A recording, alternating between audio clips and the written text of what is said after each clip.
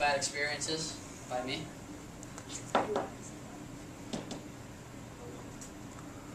Have you ever gotten a bad grade? Have your parents ever gotten really angry with you? Are you really still interested in learning that material? These are some reasons that the number and letter grading system is hurting our learning experience. I'm a student, and I have felt the good and bad effects of getting good and bad grades. When you get a good grade, it can be a huge uplift in your experience. Getting a bad grade can really push you down and get you upset. Said it once. Some factors that can affect a person's grade: bullying. Because bullying, what happens is the biggest problem in school suddenly switches from getting good grades to dealing with the bully. And the bully aspect of it is that you kind of feel like you have to be on guard the whole time, and thinking about your grades and doing stuff like that kind of makes you feel vulnerable. Extracurricular activities.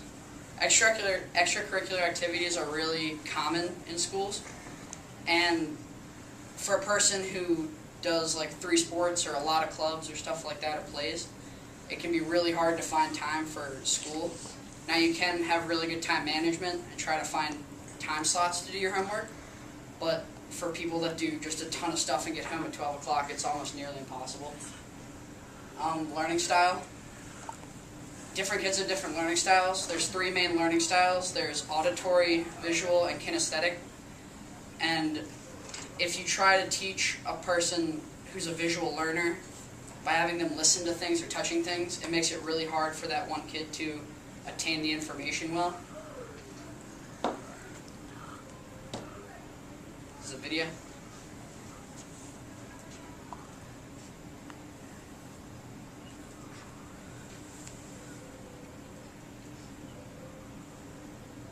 The amount of information that needs to be exchanged. Alright, you guys got questions. We got the answers. I'm Kevin Andrews. And I'm Kelsey Sanders, and here is the question for you. On the day, Latina Bunny XX3 writes, me and my boyfriend broke up a few months ago, and while we were together, I was doing good in school. Now that we broke up, my grades have dropped from hundreds to 40s on my tests. I'm trying to improve them. I still have feelings for him, and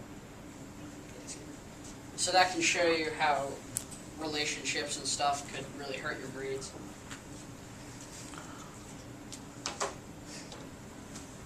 Discouraging learning. Bad grades will definitely discourage your interest in school, like learning.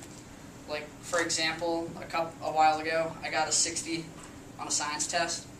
And keep in mind, science is one of my favorite subjects. And the second I got that 60%, I thought, like, I really don't like this teacher. I want this class to be over. And I really don't know why this would ever help me in life. And now I like science again, but if he had said something in that class where I kind of zoned out, because I just got really mad about that grade, I would be completely lost on the test and might get a bad grade, which just further hurt me more. Taking a risk. Why take a risk and jeopardize your grade? There's really no point. In a lot of places, taking risks is frowned upon in schools because the teacher might say, that wasn't the assignment. And for me, at least, I know that trying to do something different on a project can really take some courage, trying to help you stand out from a crowd. And when you get a bad grade, that kind of just sort of breaks the courage that you tried to show by taking risks on something. Parental involvement. There are angry parents, and then there are uninvolved parents. Now, granted, a lot of them are in the middle and are pretty good, but these are some of the extremes. For angry parents, those are the parents that are breathing down your throat, really just patiently waiting for your report card to come and see what you're doing. An A means you're doing okay, maybe a pat on the back or a reward. A B, it's okay, it could be a little bit better. C, it starts to rise suspicions on what you're doing in class and why you're not getting better grades.